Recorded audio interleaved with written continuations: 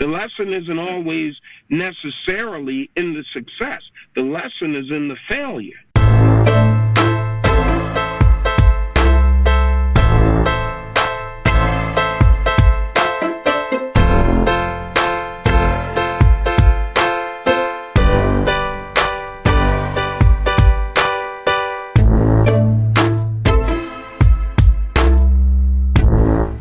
Hello there, kids. Welcome to another episode of the Scar Tissue Podcast.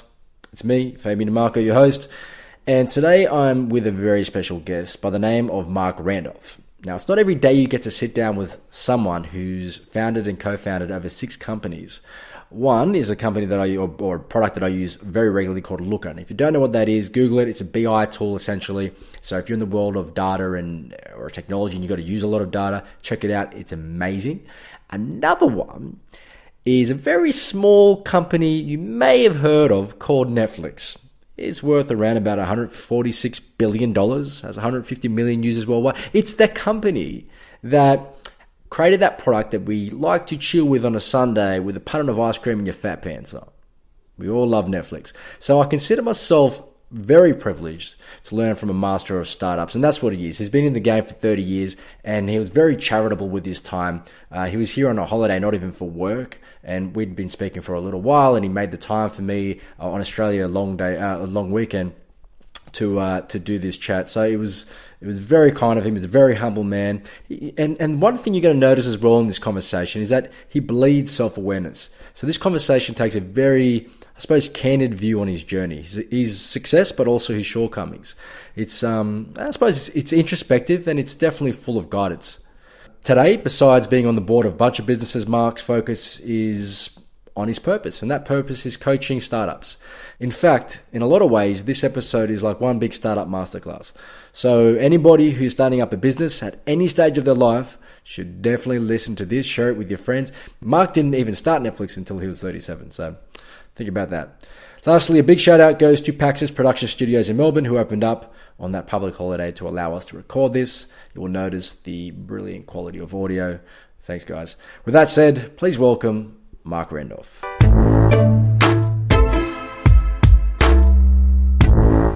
So, what are you doing in Australia? You on holiday? You're not on a speaking tour, are you? No. This was purely holiday. I mean, actually, I'm here for 3 weeks. Trying to have it not be holiday, actually more like living here. Yeah, good. In other words, not feeling badly if I wake up in the morning and just sit around drinking coffee all morning and that sort of thing. Just enjoying it. Yeah. And why Australia? I don't know. I like Australia. It's kind of a kindler, gentler version of America with better coffee. Okay, so I was going to say Canada, but you wanted the coffee, so that's why you very true. But I don't know. There is something about Australia that resonates with me. I really like it. And did you come with your family, or? Yeah, my whole family's here. Who's in how many kids? I got 3 kids. But they're adult kids. And actually, I take it back. My oldest son's already flown back, so now it's just my daughter, my son, and my wife and I. Did you come straight here? No, now it's going to get totally the over-the-top entrepreneur's life. All right, I want to hear it. We've been gone for 6 weeks now. So we did 2 weeks in Indonesia, a week of diving, and a week of surfing. Nice. And then we were in New Zealand doing some hiking. And now we're doing the urban chill. The urban chill. So that's why you chose Melbourne. Yeah, absolutely. Right. And Melbourne's, I don't know. There's all the classic kind of stereotypes of the cities. But I think, I'm from San Francisco or near San Francisco, and I think in some ways Melbourne matches that lifestyle. A little bit artier, a little bit edgier. A real focus on food and coffee. Tremendous amounts of green space. I mean, it just feels. We were saying it kind of is the closest feeling to home, yet being halfway around the world. Yeah. So it kind of has that sense we're definitely someplace different, but yet it has aspects that resonate. Right. So you have that familiarity, yet you still have to those new experiences. Yeah, Melbourne's cool. So I'm from Sydney. I'm actually from about an hour out of Sydney called Wollongong, about south, and I moved up to Sydney a while ago. But we don't have what Melbourne has from an arts culture perspective. One of the things you would have noticed already, because you've been here a few times. How many times have you been to Australia now? 6. Jesus. Yeah. So you would have noticed that being a country of 200 years old, it's fairly multicultural. So when you say Australia, you're really getting a bit of Greek, you're getting Italian, Vietnamese, you're getting a lot of different mixtures all coming together and bringing their own beautiful things. And you still have the natural native stuff that comes with that as well. So yeah, but Melbourne especially highlights the best, I think, of that cultural aspect and what brought a lot of those people over to the country. Well, it's true. I mean, Australia is remarkably multicultural, and you can feel it. And I mean, someone told me this, and I'm not sure how much it's true, that Sydney generally has more pockets, whereas in Melbourne it's much more blended. You're right, yeah. And you feel it that way too. Yeah. I don't really know why that is. It might just be so Sydney's very focused on business and finance part of, if you were to kind of package each city up into what it does, what it exports, Sydney's very much business finance, and then Melbourne's very art and culture. Yeah, so true. Probably a good place to bring the family. And the one thing that both cities can agree on is they dislike Brisbane. Well, there's no disagreement there. Have you been? I've been to Brisbane. Actually, I like Brisbane. It's nice. Yeah, it's nice. It's not Sydney or Melbourne though. So let's get into things then. So pre-Netflix, because everyone always jumps down your neck about Netflix, and I can appreciate why. But I want to get into, before that, where did you grow up? I grew up in upstate New York, which is in East Coast of the United States, outside New York City. Like Syracuse, Buffalo? No, actually, it's kind of funny. I say upstate because if you're not in New York City, you're upstate. But for people who are upstate, I was in the city. It was kind of a bedroom community of New York City, so about 40 miles north. But far enough north that I lived in a dirt road, and we had our lake in the backyard. So it wasn't urban in any sense. Yeah. Did you do much outdoor activity then, if you had that sort of – because I know I've got a few friends that travel out that way a lot. They live in New York, but they travel out that way. And they said the scenery is beautiful, great for fishing, great for kind of outdoor sports and activities and things like that. Yeah, it is. I became pretty big. I mean, I've been into the outdoors my entire life pretty aggressively, and not necessarily in my hometown, right, which is not necessarily a mecca for outdoor sports. Right. But certainly I was on the outing club when I was like in middle school, and spending all my weekends up rock climbing in upstate and further upstate, climbing in the Adirondacks, which is our excuse for a mountain range. Right. Yeah, I was getting outdoors as much as I could. I mean, that's always been kind of my passion, perhaps even more than entrepreneurship is. Outdoors things. Right. It's my happy spot. Happy place. And then that's why you went to so do you get to do that much of that now that you have more I'm going to assume you have more free time than what you did in the kind of peak of business times, but absolutely. Yeah. It was a donut, if you want to use that analogy, whereas when I was young, up through university, I was outdoors all the time. I mean, every opportunity I was out climbing or skiing or kayaking or surfing, whatever, mountain biking, whatever I could do. But then, of course, when you get into that phase of your life, which is career and family, and all of a sudden it's basically, family, business, personal life, pick two. Right. Okay. And so I picked family, obviously, and the business part of it. And so for many, many years, I didn't do anything. I mean, it was very sad. There's a very popular, I don't know if it's here, a magazine called Outside Magazine. Right. I couldn't even open it. It was just too painful to see everybody else out doing these crazy things. I mean, not that working was so bad. I was totally driven by that and found it tremendously fulfilling and interesting. But something had to give. But to your more direct question, yes, now that I have free time, so to speak, I'm doing a tremendous amount more things. It's great. Now I can travel. Now I can take the time off. Right. When you were sacrificing that, well, I'm just saying that because I'm in those earlier stages too. So I've just had a baby. I'm having another one. Didn't waste any time. In about 3 weeks. Oh my gosh! Congratulations! Thank you very much. But it's time to, you have to make those sacrifices. It's family and business, and that's what all the other things that I might want to do or like to have done. I'm just thinking that has to take a back seat because this has to happen now. This has to be taken care of now. So this is, I suppose, more of a personal question then, is when you were at that stage where you had to sacrifice that place you wanted to be, you wanted to go outdoors and everything else you wanted to do there, what were you telling yourself? Were you kind of bargaining with yourself? What was that like? Well, it's hard to project back exactly because I can't quite remember. It just felt like that was the right thing to do. And it never felt like I was doing something I didn't want to do. Right. In other words, I wasn't saying, oh, God, I hate spending time with my family, but I have to do that. Just looking outside the window, like, I wish I was out there. It was just facing the reality that I love what I'm doing professionally. I mean, it was almost compulsive to want to be building a business and be thinking about it all the time and trying to make it happen, and that's just a full-time job. It is literally, you're thinking about it all the time, and you're saying, boy, I really want to be nice to really stay married and have time for my best friend and spend time with my kids.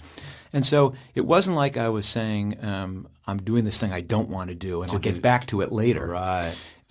It was just something has to give, and that was the thing that gave, and it was a kind of a reality of it. And you could dance around the edges with it. You can go for long runs on Sunday morning and things like that.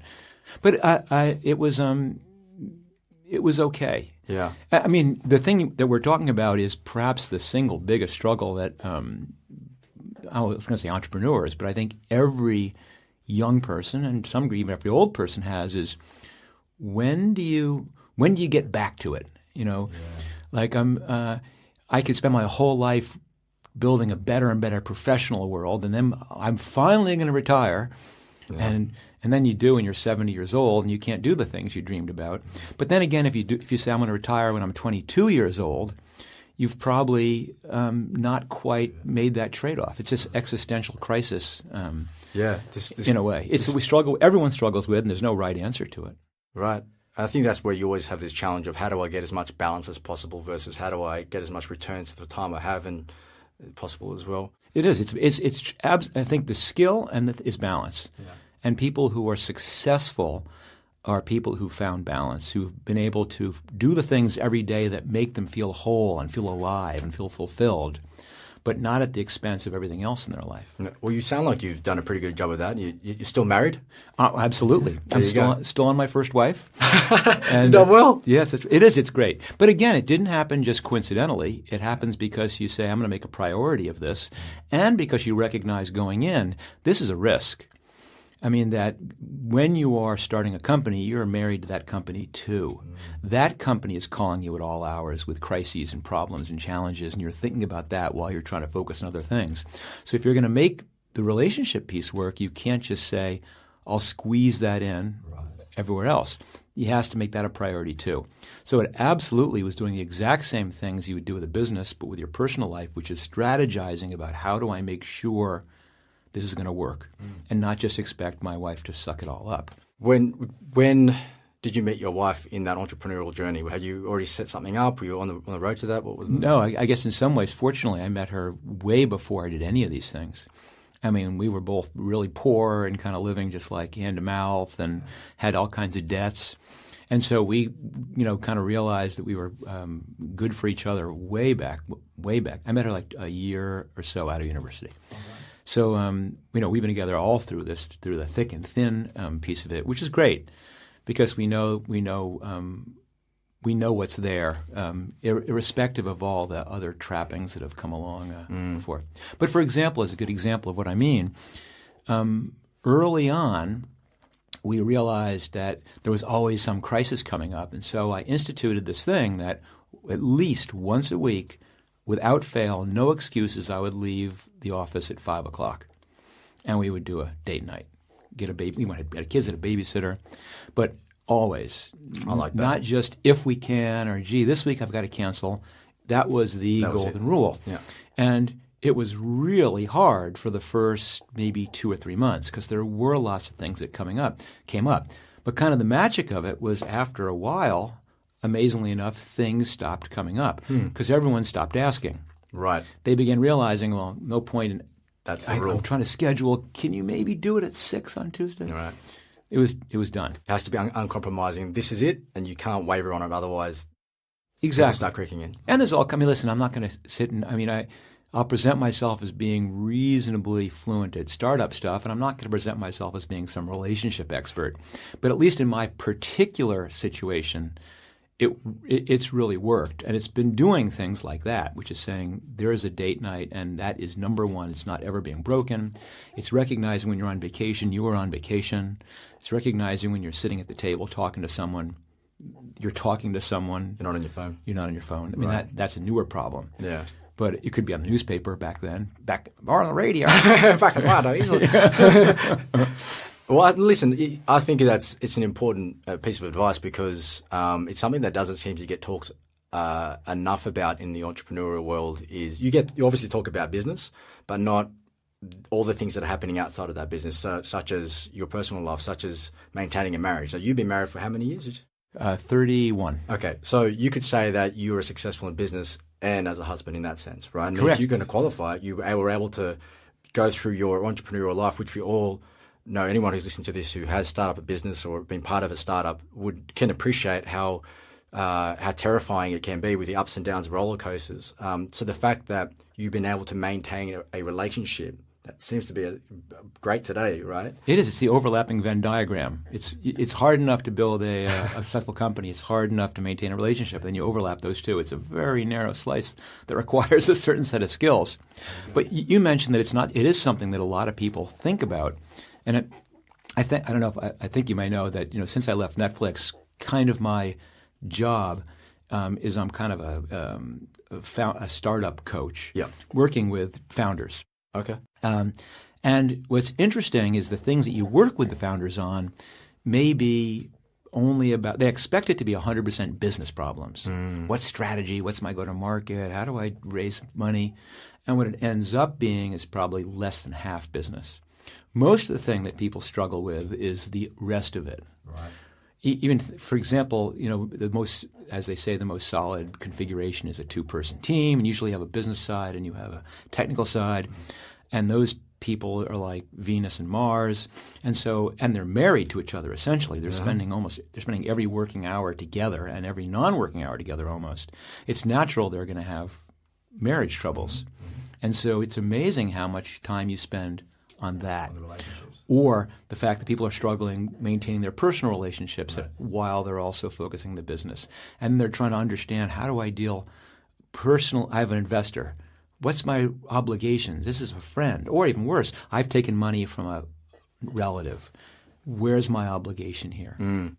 It's just the dynamics of building a successful business is way more than just the nuts and bolts of product strategy. Right. It's that balancing of that relationship. It's funny you mentioned that. So I interviewed a guy called Jamie Pride who wrote a book on basically entrepreneurial startup stress, anxiety, and depression, right?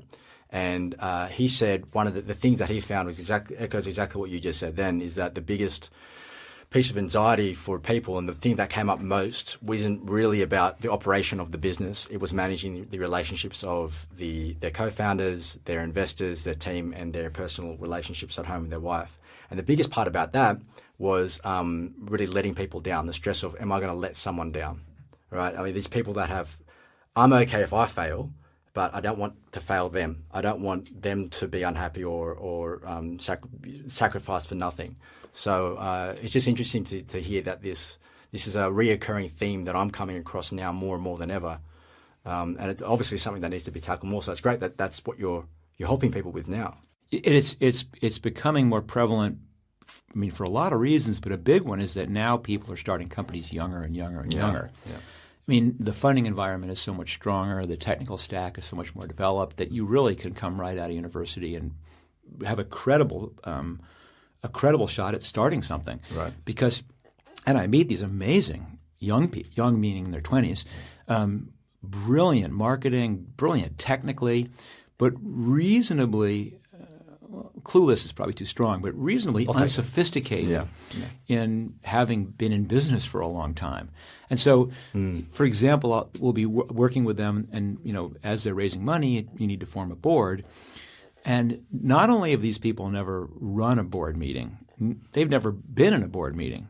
And so it's realizing all these things that they have to figure out for the first time that were never taught in their classes.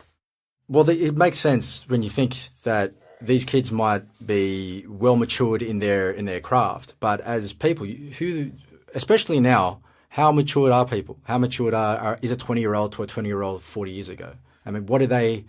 There are certain degrees you can say, yes, they're much more further along the track in some ways, but in other ways, the 21-year-olds that I employ or I know, you think, how are you going to run a business? I can't see that. You can barely get dressed.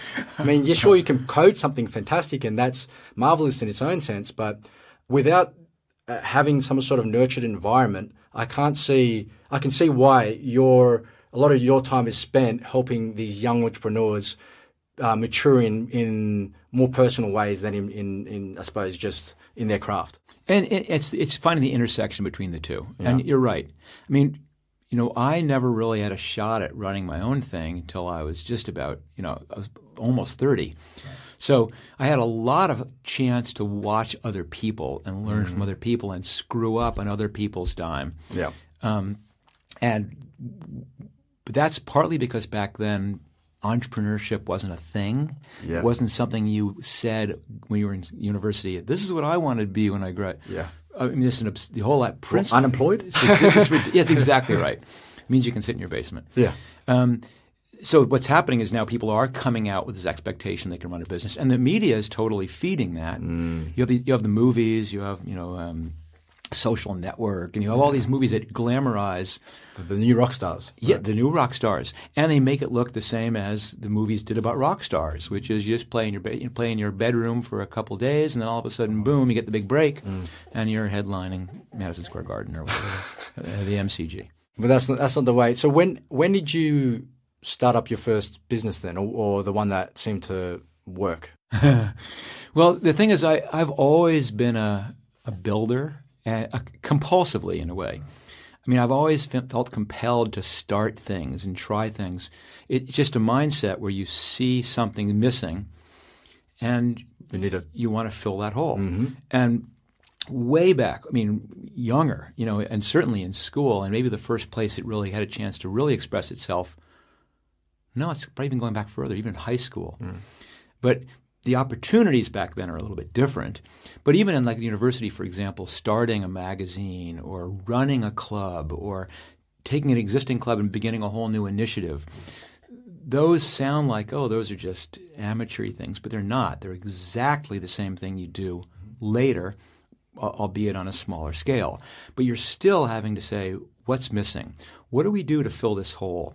What resources do I need? What people are going to help me? How am I going to convince them to help me? How am I going to begin to overcoming all these roadblocks to making this happen? How am I going to find the funding? And all these things that I'm laying out now are exactly the same if you say I want to start a club on campus versus I want to start a new commercial venture. And so I was doing that at the beginning, and little by little kind of internalizing how decisions get made and how you communicate with people and how you motivate people and how you put these pieces together. So going to the more direct answer, the first thing that I kind of did that was commercial is I had a job working for a music publishing company. And a music publishing company is the ones who have usually the rights to sheet music. Right. I mean, you can't see from people listening can't see this, but we're in the middle of this music. It's a big music studio area here. But the sheet music gets published by someone. So this company would do things like publish the Beatles' greatest hits on auto harp, or Led Zeppelin for tuba. Like ridiculous. Right. But it's a business. And anyway, my first job was this company sold through the trades, so into stores. But inside every songbook would be a little tag at the bottom saying, "For a list of more great Cherry Lane songbooks, send a self-addressed stamped envelope to P.O. Box 741."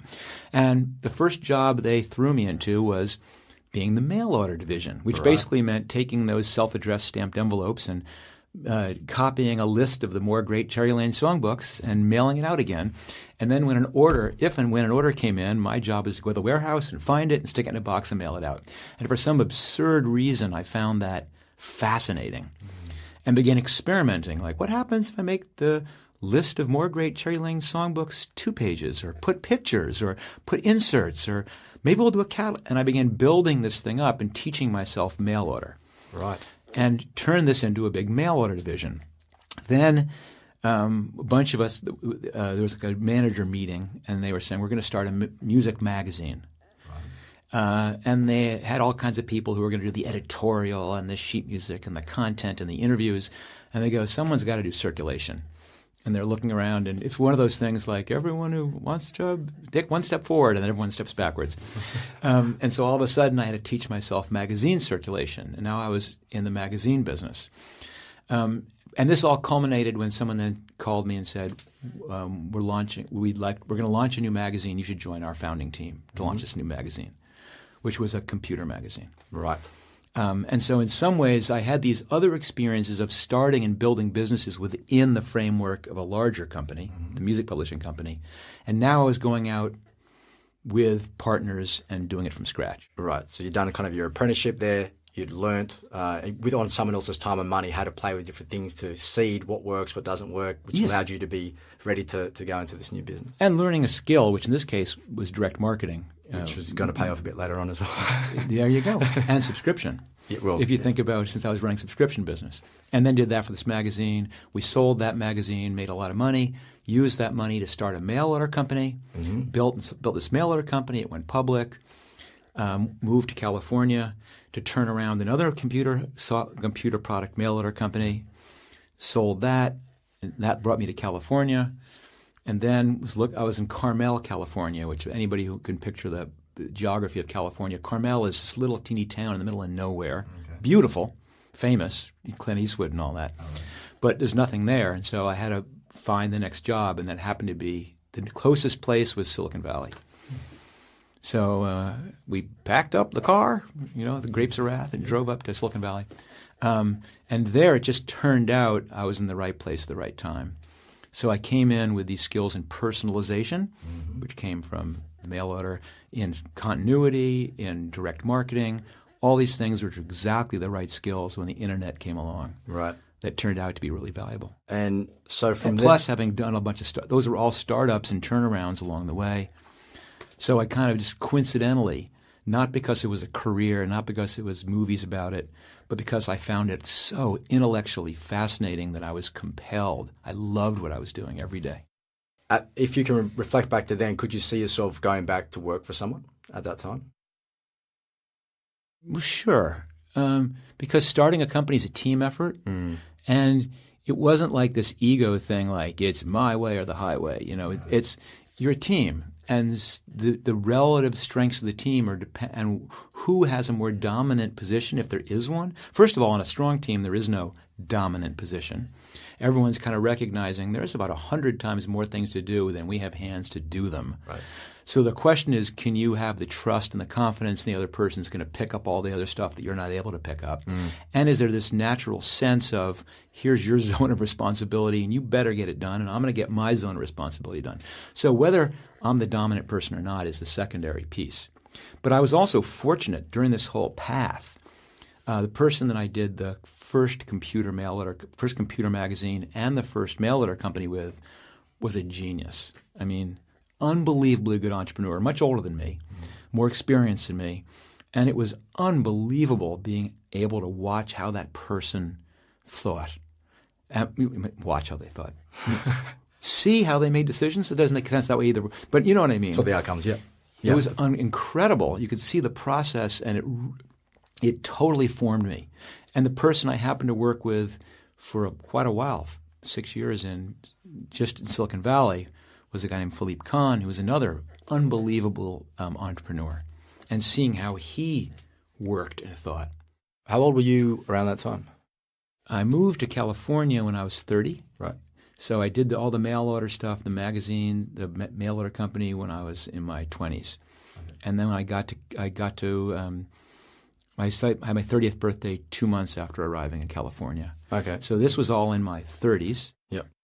And then the Netflix happened just about when I was 40. Right. So in those formulating years, you had these mentors around you that you could in some way, well, not just be inspired by, but model what they were doing well. So you were able to kind of capture what the things that you liked in an entrepreneur, or whatever you want to call them, a business leader, just someone that you were inspired by. So how much did they influence you later on in your career in the ways of doing things? Did you still reflect on them? Completely.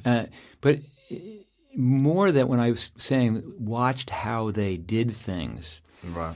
you begin to realize how being a good entrepreneur works. And it really is a nobody knows anything thing. They're going, everyone's saying this is a bad idea. That's bullshit. I'm going to do it anyway. Right. I can see it. And the value of both of these people is not that I was working for them in the sense that they were saying, do this, do that, do this.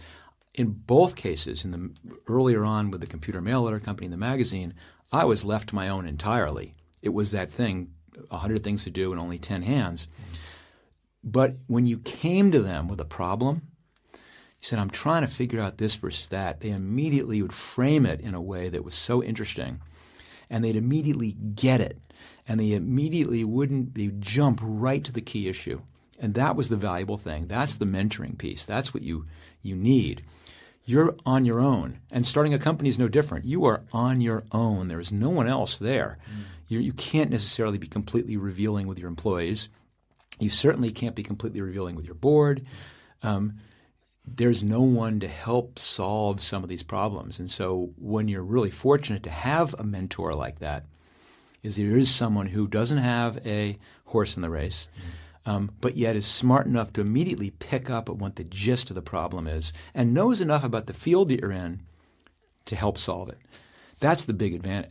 It's kind of interesting. That's kind of the role that I've been playing for the last 15 years because I've kind of recognized how powerful it is. But it's also the role I was fortunate enough to have other people play for me during the previous 25. I like that. I like that you're able to recognize what an important role it's had to you, and now you're able to give that back to other people, and especially at a time where, like we were saying earlier on, it's needed.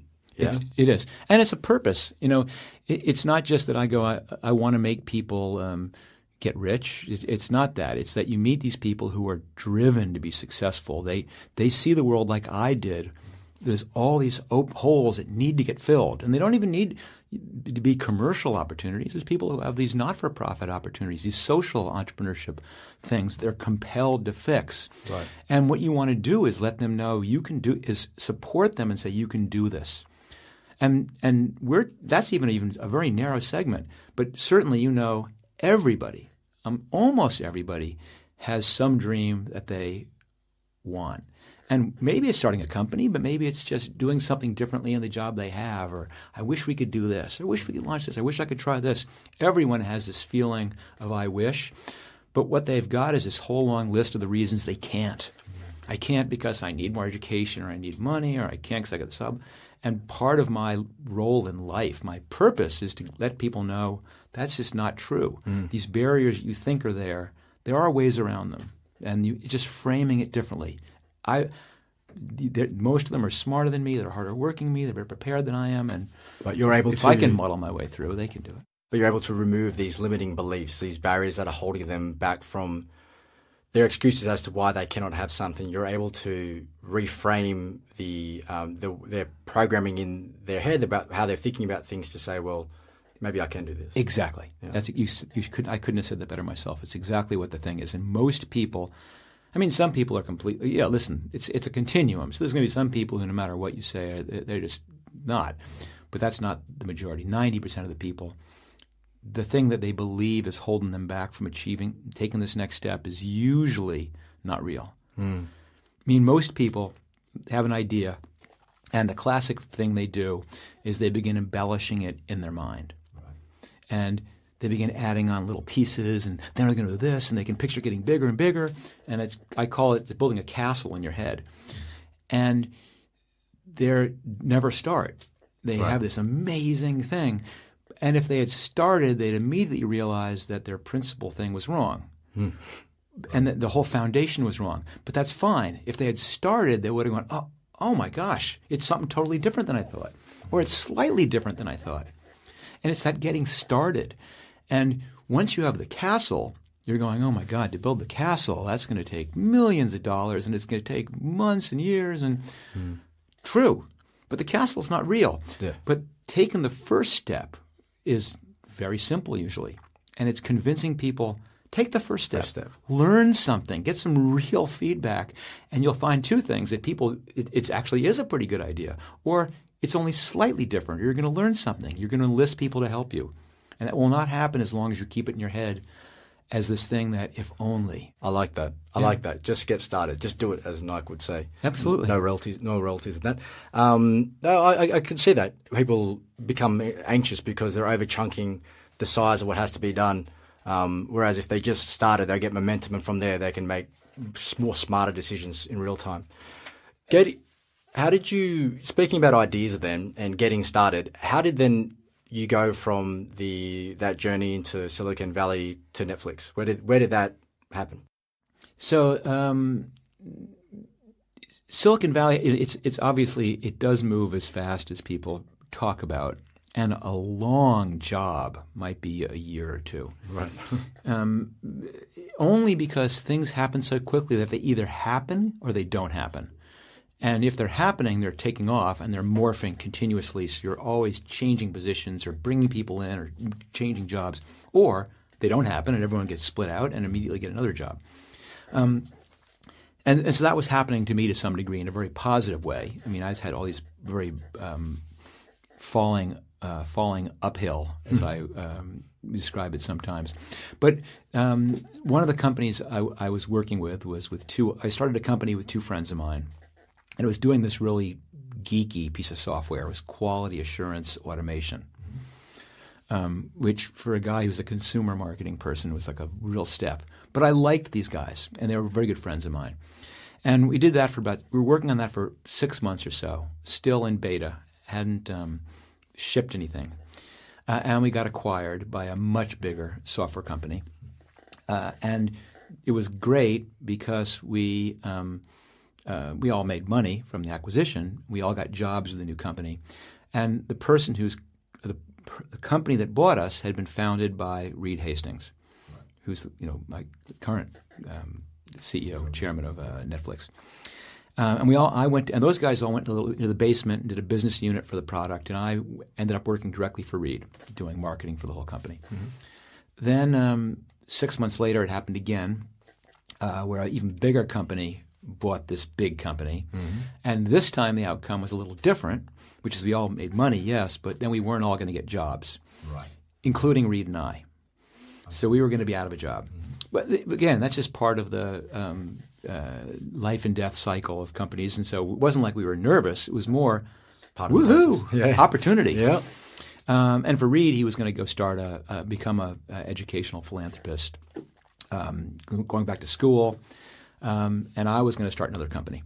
But Reed, of course, wants to keep his hand in this whole. Once you're an entrepreneur, always an entrepreneur. And so we agreed that he would be the angel investor, that we'd come up with an idea, I'd start it and run it, he'd put the money in, mm-hmm. he'd chair the board, both get what we want. Yeah. And that was the model. But, of course, there was just a little detail of what's the idea. And we spent months working on that. And because when two big companies merge, at least in the United States, they can't just do it overnight. You have investors, you have clearances, the government's got to make sure there's not going to be a monopoly created.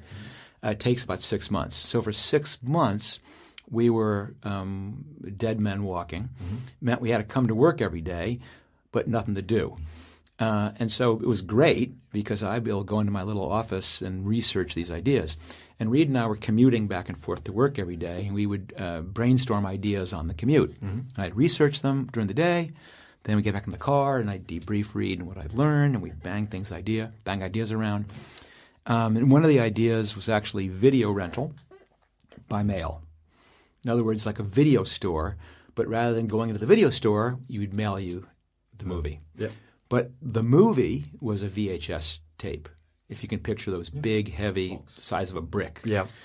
And so my research quickly determined this was a stupid idea, too expensive and too fragile and all kinds of bad reasons. And then about a month or so later, after we'd rejected that idea, Reed heard about the new technology called DVD, which was being test marketed in San Francisco. And that kind of the light bulb went off. We went, well, this actually might change one of the dynamics of that old business idea. And so we were halfway through the commute and turned the car around and drove back to Santa Cruz and bought a little music CD from a used record store, and then went a few doors down and bought a gift envelope, like you'd mail a greeting card in, and put the CD in the envelope and mailed it to Reed's house in Santa Cruz. And it got there in a day and didn't break. And that's when we said, This can work. This can work. Right. And people don't really recognize that, especially here in Australia, that was Netflix for the first 5, 6, 7 years, which was there was no streaming. There was no proprietary content. Our business was taking DVDs and mailing them to people's houses. And obviously there would have been so you had that mail order business, so that would have been the seedling. It just sounds like to me, anyway, the obvious thing was that would have been the seedling to how you came up with that idea, no? You've seen how it's worked. Mail order businesses have worked before. You think, well, maybe this can work over here. Sure. I had a set of criteria that I wanted for a business I was going to start. Right. I mean, I wasn't going to go and do the next generation CAT scan equipment for hospitals. You had experience in. Right. So you tend to look at things, you go, wow, this is interesting and underserved. And certainly I was going, what are some big categories that we can now convert from an analog bricks and mortar business into an online business? And you look at movies, but you go, no, eventually Amazon is going to – they weren't doing movies then, but they're going to eventually do movies and they'll kill us. Yeah. But video rental is huge. It's $8 billion. Maybe – but of course it's a stupid idea. Video rental by mail? How is that going to work? Especially then, right? Well, any time. Frame of reference. Now it's easy to look back and go, well, it did work. Yeah. But at the time, you're going, that's so stupid. Everyone just goes to the video store. It's spontaneous. Why would someone do it and then wait 2 days for a movie to arrive? What a dumb idea. But that's what entrepreneurship is. You try these things. But that's it. It's lost my train of thought on this one. Did it catch on straight away? Because Blockbuster and all video rentals, Hollywood, all that sort of stuff. Back then, they would have had a foothold in that world, that industry. So like you just said, everyone goes to the video store, you get your rental, and that's it. You come out, you get one CD that goes from one place to the other. You go, okay, great, it didn't break. There's an opportunity here, but I could not imagine it could have been that easy back then to break through all that consumer habit and belief and practice to. No, it took years. It took 6, 7 years. And the thing is, no overnight success. It's not the castle in the sand thing. Right. It's saying, let's just try it. Let's just start mailing them and see what happens. And you have some premise of how to be successful. And the initial premise was, we're going to have everything. We'll have every single movie on DVD, 100%. Because we knew that was not going to be the case. In your local Blockbuster store, no way. First of all, none. If they're serving a neighborhood, no one in that neighborhood owns. 2 people own DVD players. So they're going to stock 6 titles. So from day one, we're going to stock 900 titles. And we were hoping that would be enough. And it turned out not to be enough. It still didn't work. It still was too difficult. But we tried hundreds of different things. I mean, for years, 2 years, trying different things to get people to rent from us in some economically sustainable way. Right. And it only broke through when we converted the business we did 3 things at once. We said, first of all, we're going to get rid of due dates. We're going to get rid of late fees. We're going to mail you a movie. You can keep it as long as you want. And when you're done with it, mail it back. And we'll give you another one. So all of a sudden, it flipped this latency problem on it. Latency, how long you have to wait to have your desires fulfilled. At a Blockbuster, okay, I want a movie. I can get in my car. 20 minutes later, I have the movie. 20 minutes later, I'm back watching it. 40 minutes. Netflix was 2 days. But once we did no due dates, no late fees, you could order the movie, leave it sitting on top of your TV. And then when the moment struck you wanted to watch it, the latency was instantaneous. It beat them that way. Did that. We also said rather than make them have to then pay a fee each time they swap a movie, let's just let them watch all the movies they want. They can exchange as often as they can for a monthly fee, a subscription. So you can see your original thing was these ideas, you go, well, you were a mail order guy, it was a mail order. It's not. Ideas don't spring from one instantaneous idea. Yeah. They're the contributions of so much DNA. One person does have experience both in mail order and in personalization and in subscription marketing. But someone else has a deep experience in how the video business works. Someone else has experience in some cool technical things we could do. And it's only when you take that huge gene pool and begin mixing it together that something unique happens. It would not have just come from me. It came from me and Reed for many months brainstorming, but me going into the office and sitting down bullshitting with people. I mean, we talked about this fallacy, building the castle in the sand. The other fallacy that startup people have is, I've got to keep my idea secret. Can't tell anybody because they'll steal my idea. And that's just bullshit. Then you have this, not only do you have the castle in the skin, you have no one poking holes in it. What you've got to do is be telling everybody, because they're going to go, here, that's so stupid. Or what you're hoping they're going to go, oh my God, that's really interesting, because these guys just developed this really cool thing that might actually enable that. Right. And you go, oh my gosh, now it's about a quarter the price if I use them. And ideas are the same way. You need to bang and mix them all around, and that's where it all comes together.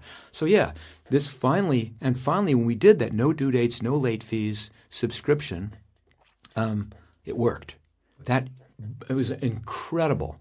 We went from struggling in the wilderness to almost overnight took off. Wow. I mean, people were telling their friends at the end of the month they weren't canceling, and it began growing astronomically quickly, which creates a whole different set of problems.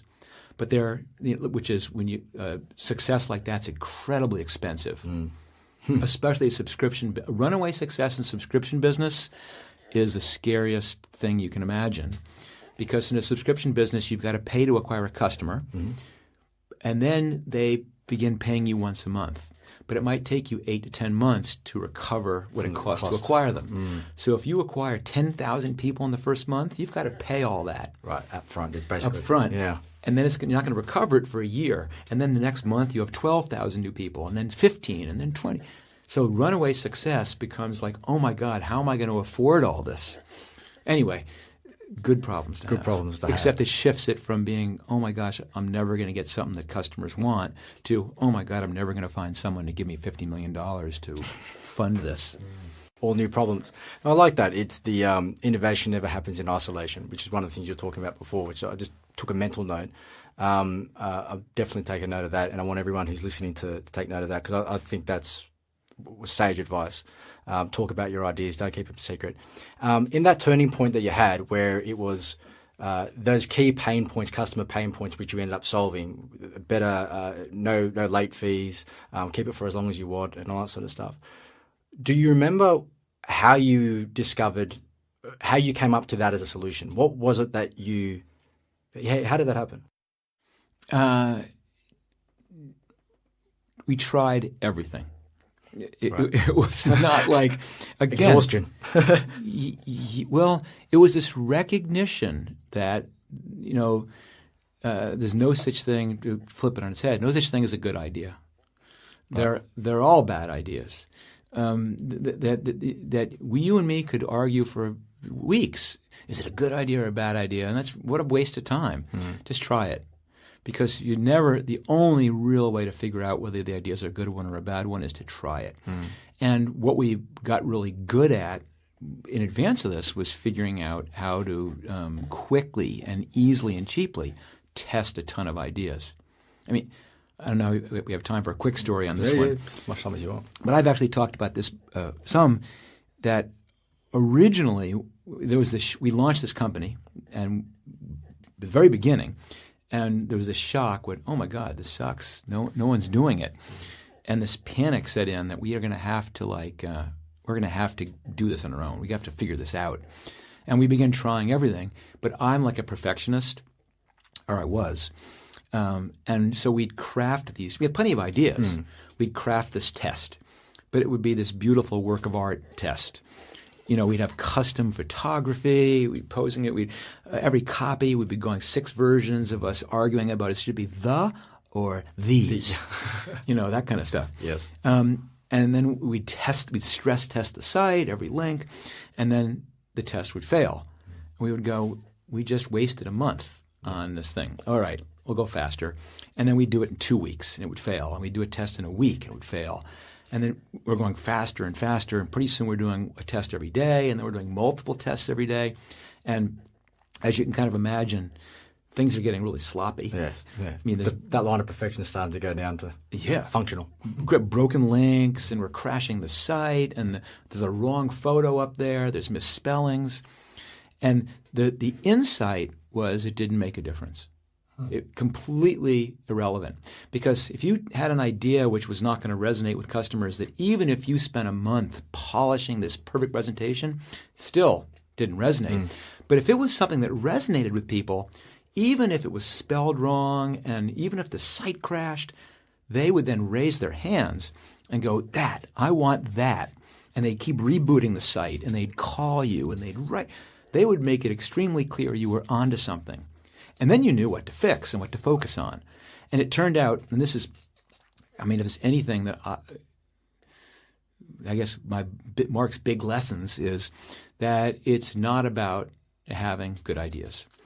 It's about building this culture and a system to test lots of bad ones. That's what a startup does really well. They're not great at coming up with good ideas. They're great at trying everything quickly, cheaply, and easily. And eventually, the 100,000 monkeys, the 1,000 typewriters are going to hit something. It's not random. You're not just throwing shit at the wall and hoping something sticks. You're using informed guesses.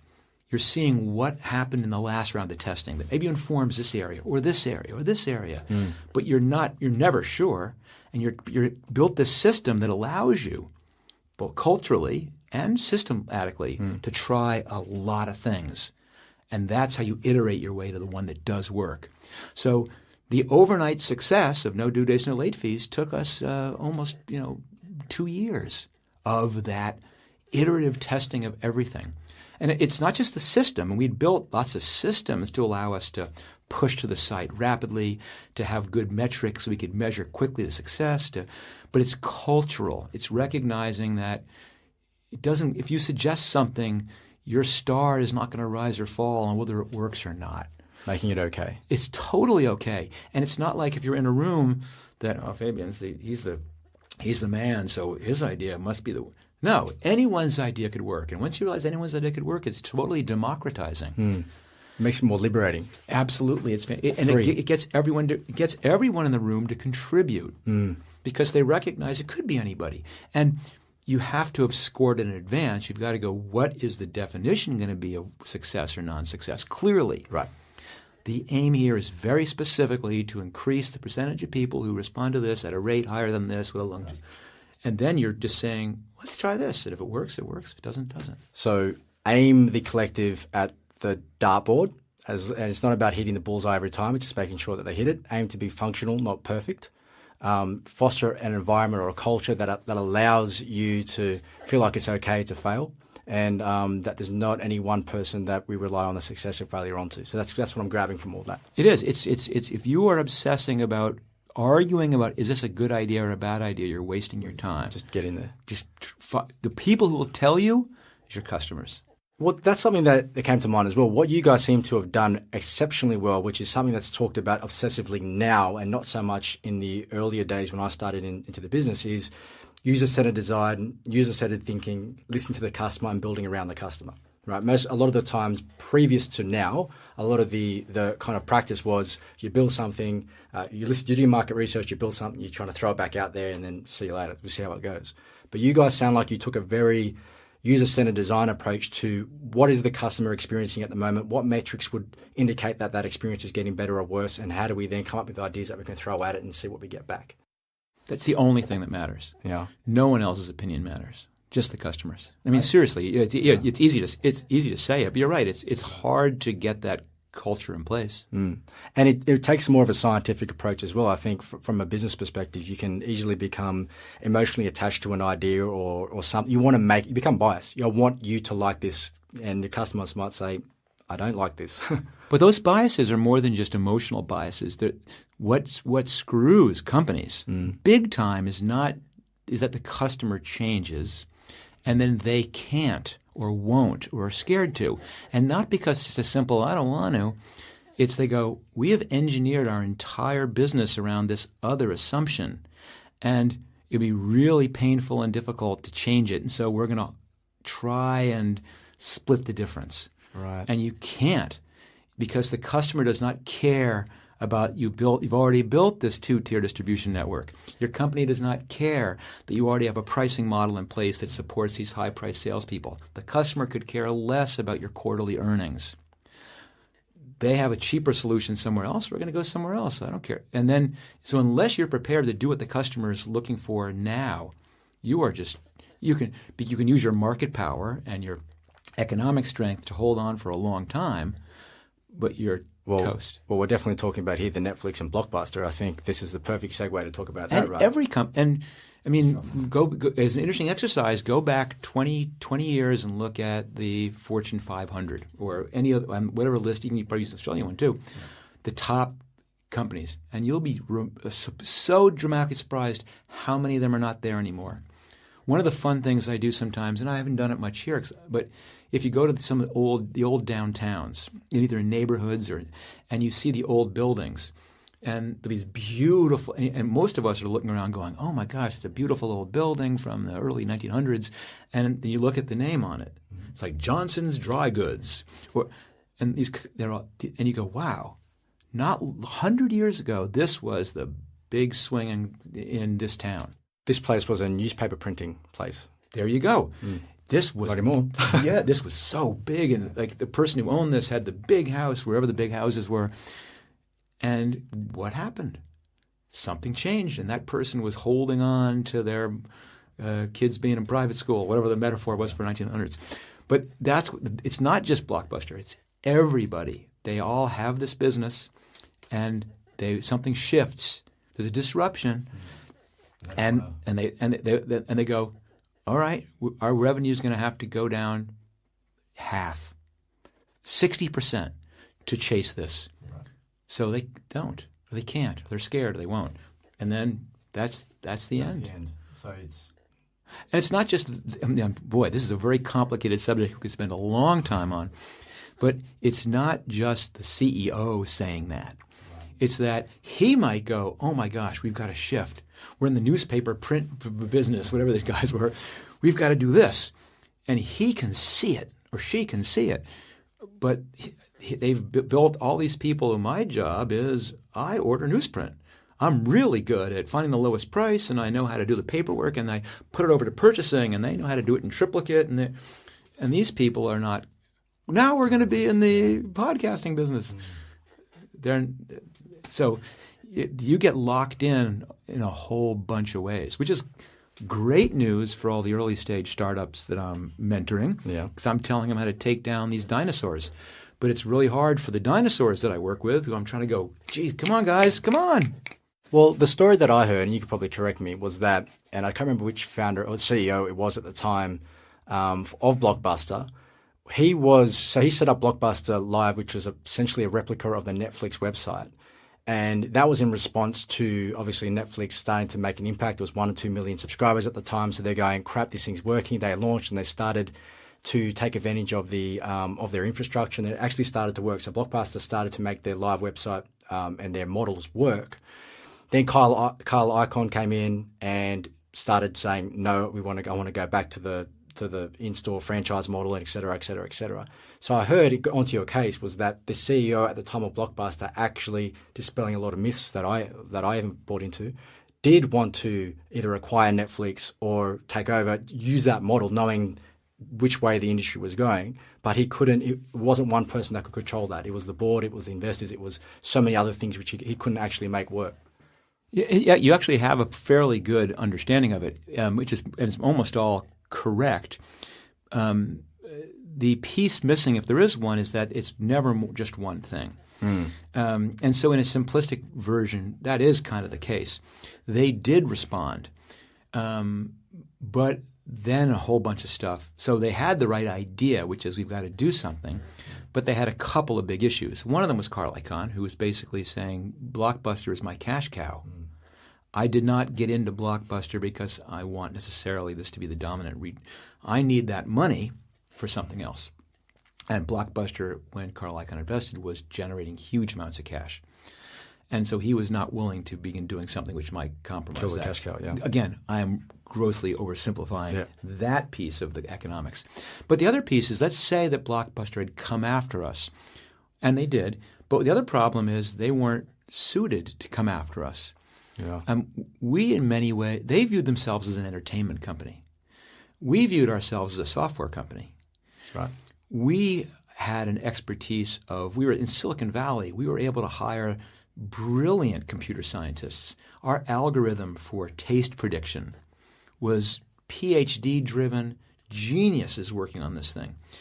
Blockbuster, A, did not have that type of talent pool, and B, they never put their A team on it. Or they did eventually, but for the first 2 or 3 iterations, their A team was on store support, was on operations, was on all the things. Don't forget, this is a $6 billion U.S. dollar business.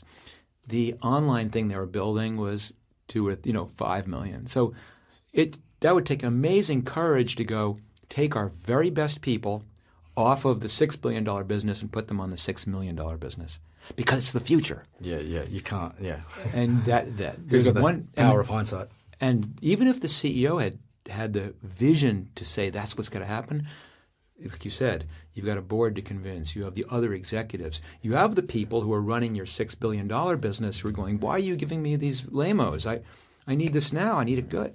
So it's hard, and it's which makes these larger companies it's just too big to move, and which makes it so hard and so rare when a big company can be nimble like that.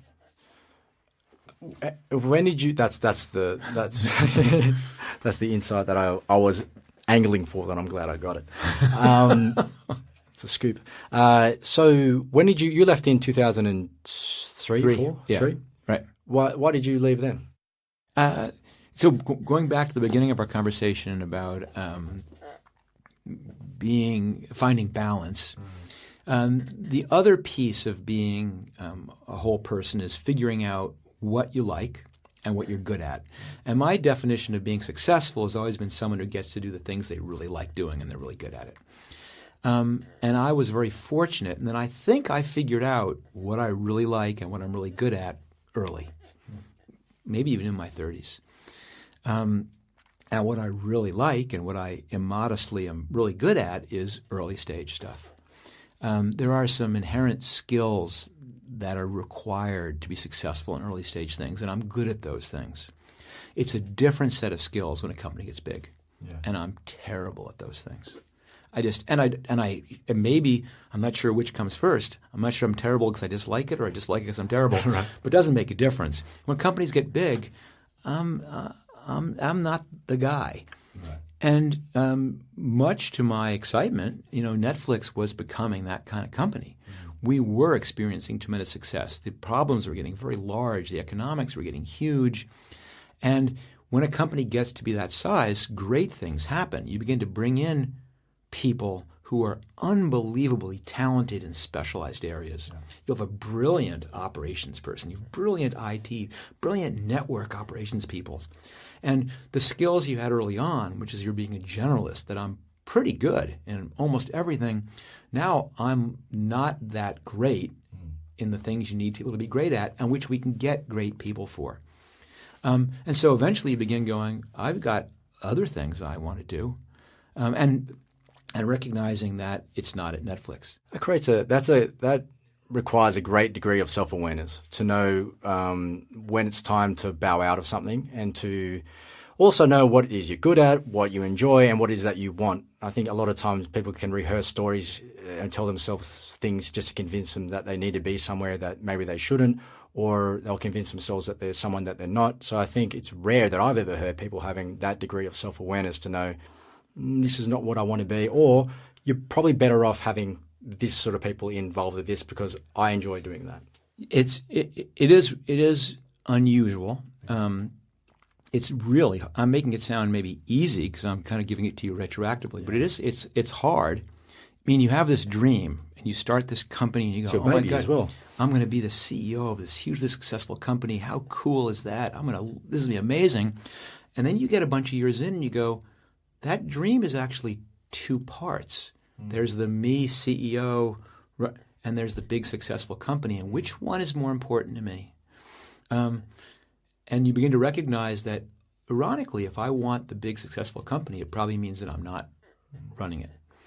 And that split is hard, but in retrospect, I cannot think of it. I mean, if I have to look at one of the smartest things I ever did was recognize early on I'm not the person to run this company long term. Well, that's a leadership decision. That's what a leader does. Leaders make those difficult decisions, and even if that means you need to step out from it, that's a decision. Not many people do. Yeah, and all those things are tied together. Yeah. And when I left Netflix, I thought to myself, I'm not Netflix was, I think, my sixth startup or something like that.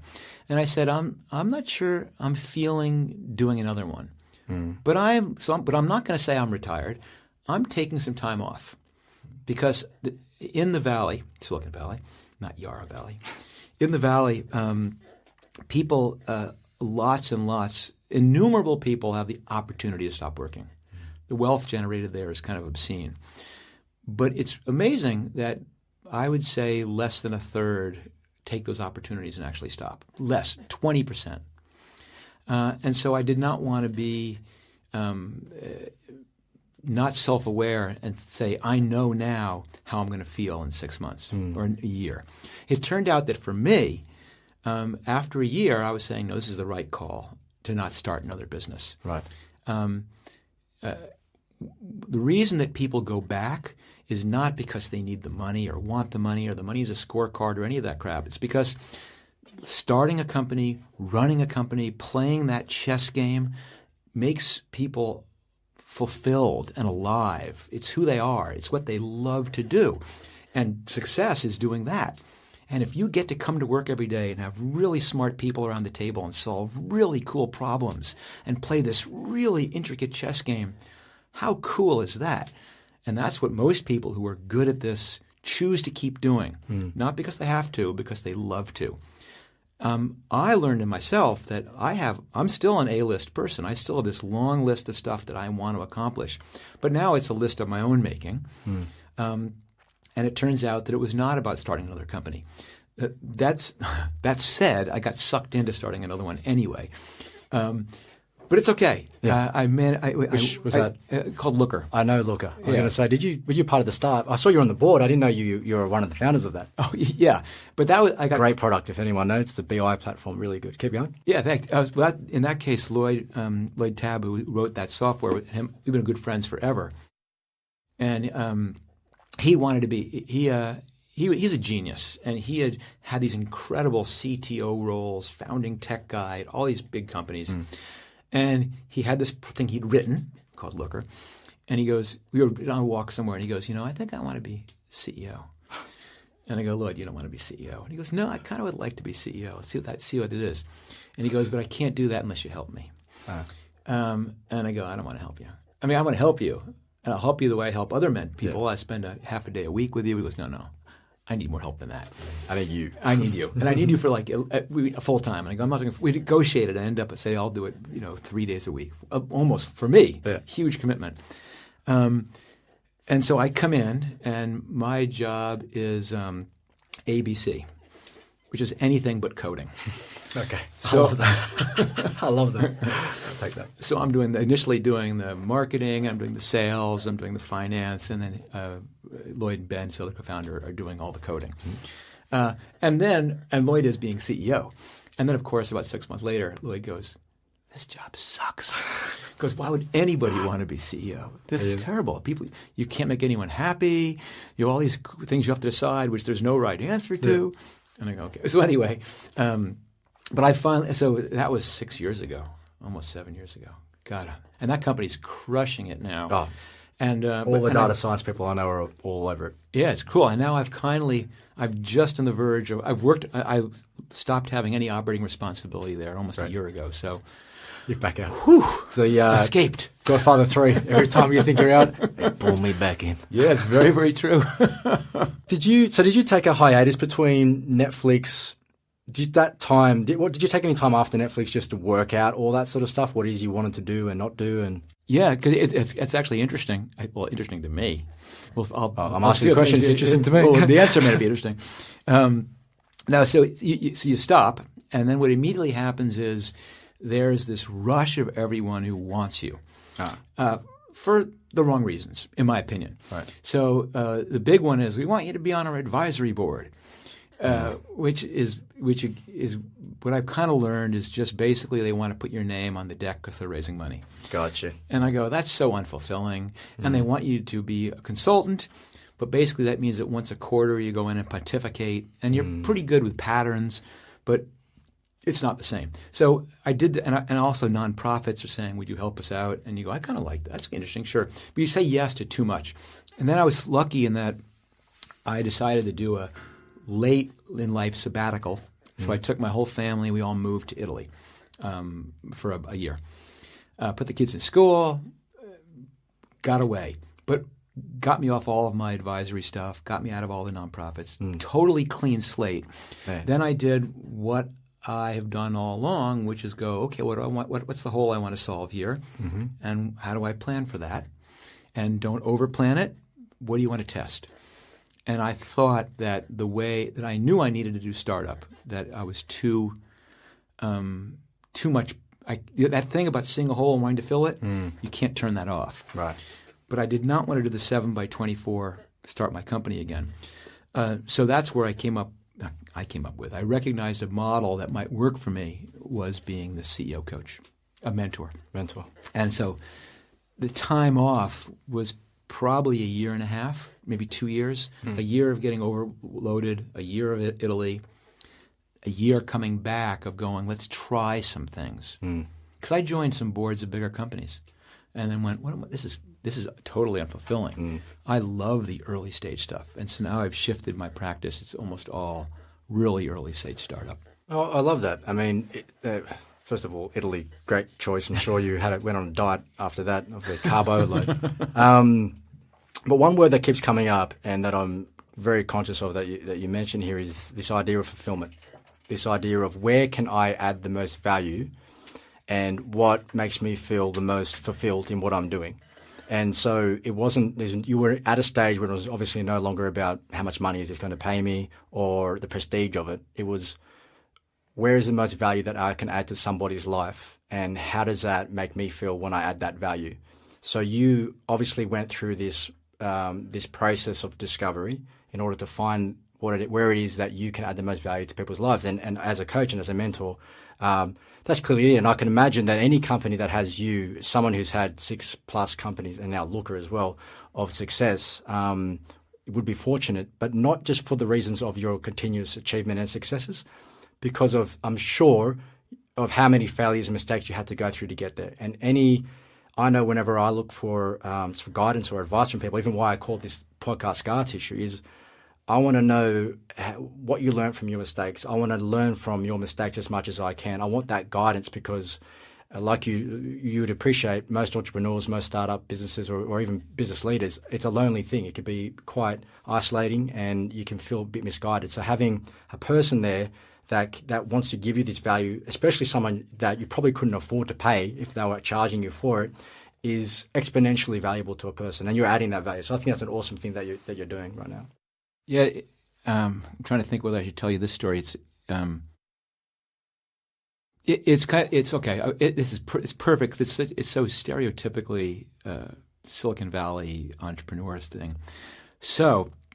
I do some speaking now, but I was invited by the Virgin Unite, which is a Virgin Group charitable arm, and they were doing a session on Necker Island, which is Richard Branson's private island, and so they said, "Would you come and speak?" And I had a mountain biking trip scheduled with my mates, as you guys would say here. And so I said, I can't do it. And then went back to my wife and goes, I was invited to go to Necker Island for 4 days. We were invited to go to Necker Island for 4 days, but I said no because I'm going mountain biking. And she goes, no, you're not. You're calling them back. You're going. We're going. And And it was being done in conjunction with an Australian group called Business Chicks, which is a women's business support group, very successful, large in Australia, and now expanding. And that was the partnership. They were also doing the session with them. And I said to myself, and God, I'll probably kill myself for saying this out loud.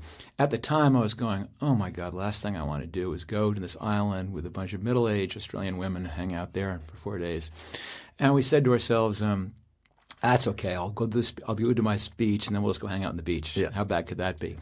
And how wrong I was for two reasons. First of all, these women that we went and hung out with were fantastic and so interesting and smart and driven and fun. And they're still really good friends. That was my other thing I didn't say about why I enjoy coming to Australia is I have a lot of good friends here, majority of which I met on Necker Island. There we go. But the reason I'm telling the story is the theme of the session that they were bringing me in to speak at was called Finding Your Purpose. It was, what do you do when you've achieved some level of success in your life? How do you use that? And I was being brought in to speak about it because of the themes that I've covered with you today. And I realized I haven't been applying that to myself. I haven't been saying, I have this level of success. I have some things to say, but what am I doing with that? And being part of that group for the 4 days brought me back and made me say, I really do have a purpose here. And a lot of it is exactly what we've talked about, which is saying that there are so many people who are starting things up, who have scar tissue built up. There's people who said, gosh, it'd be so great to start my own thing, but I'm scared. There are people in big companies who go, I have to turn this ship, and I'm scared to make those first steps to begin doing these painful things to keep my company alive. And that's the purpose. That if I can make that happen, I'll be really pleased. My the closing thought on that little piece of it, I got a little deeply personal on this one, but my brother is an investment banker, works for a big investment bank in New York. And the university that he went to, two of my children went to. So I've been going and working on their entrepreneur program at the university. He goes to that same university and recruits for bankers. And so we joke that we are there fighting for kids' souls. It's like a tug of war. It is. I'm saying move to San Francisco, live 6 people to an apartment, eat ramen for 3 years, but you'll be so fulfilled. He's going, come to New York City. We're going to pay you $100,000 plus a year.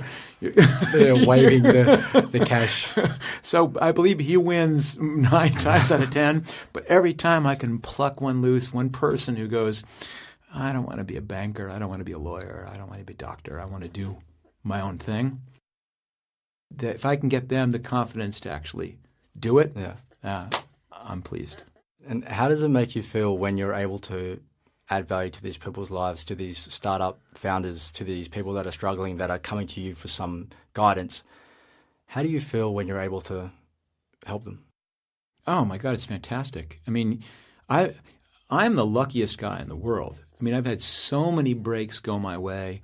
Entrepreneurship is such a low-odds business, that it would be the most obscene hubris on my part to say I'm here because of talent. It is not. So many things have broken my way. And even in Netflix, so many things went our way. And if they hadn't, I'd be just another schmuck who, had started some companies way back when. It's survivor bias. Yeah. But when you can help somebody get some of the same breaks that you have, when you can take someone who's going, I wanted to do this, and you can coach them through those steps, and you see them start it happening and that excitement, it's the coolest thing in the world. So, I mean, it's hard because you can only do it with a few people, and so I wish there was a model to do that more broadly, but it's okay. You take some people and you move a small handful a lot, and you move big groups a little, and you go home and say, I did the best I could. Well, I think that going on shows like this and the ones with the bigger platforms, even though they're not as personal, it does allow you to have that larger impact. And once again, I think you're that significance you're placing not just for yourself but for others is definitely admirable. And I also want to let you have some time back today, because I know you're on a holiday, and the last thing you want to do is be stuck up in another studio. And so it is Australia Day weekend, so it is. And what did you do? Anything yesterday? Did you check out the fireworks or? No, I did. Saturday, that would have been. Saturday. Yeah. I didn't, but it was fine. We had a wonderful day anyway, just being out and about. Yesterday, we went to the men's finals, which was great. And actually, Saturday, I ended up being up in a rooftop bar, which is so quintessentially Melbourne. So. Yeah, some cold beer and some odd weather. Yeah, I mean, what can be better than that? All right, last question is this then. Seeing that you're traveling with your family, if you could provide your children no money, network, or name, what 3 values or beliefs would you want them to have? Wow. That's a really hard one for me to whip off the top of my head. The first one probably is, this is not in order, that no doesn't always mean no. And I don't mean the rapey version of that. Most people get told no in their life. Yeah. All the time. You can't apply for that job because you're not 21. You can't have that because you don't have this degree. You can't do this because of this. And what I've found, and I've tried to imbue in my children, and they've picked up to some great degree, is the fact that ask. Don't ask, don't get. And you begin to see over and over and over again how that breaks down. It's a tremendously powerful thing. Number 2 is probably that nobody knows anything. That all the people who present themselves as experts do not have the answers. That the only way to find the answers is to try things. That you can certainly inform yourself with expert opinion. You can certainly get a better idea of the landscape. You can avoid trying things that have already been tried before. But for something that's not been done before, the real truth is that nobody knows. And the only way to find out is to do it, and I encourage them to do it. I don't know. I'll stick at 2. We'll start at 2. I'll take that too. I think we've got enough lessons in there. But I think, I've taken away a wealth myself, and I appreciate that everybody else on this podcast would as well. And I appreciate you coming in. I hope you enjoy your wine. I want to let you enjoy the hot. It's going to be stinking hot, 32 degrees today in the next few days as well. So I hope you slip, slop, and slap, as we say, when you put on a hat, you put on some sunscreen, and you try to stay away from the burning, scorching hot weather and the UV rays that are going to tear you to shreds. I'll find an umbrella with a cold beer, and that should be perfect. I love it. All right, Marc, thank you very much for your time, mate. I'll leave you to it. Appreciate it. And thanks for your time as well. Thank you. Bye-bye.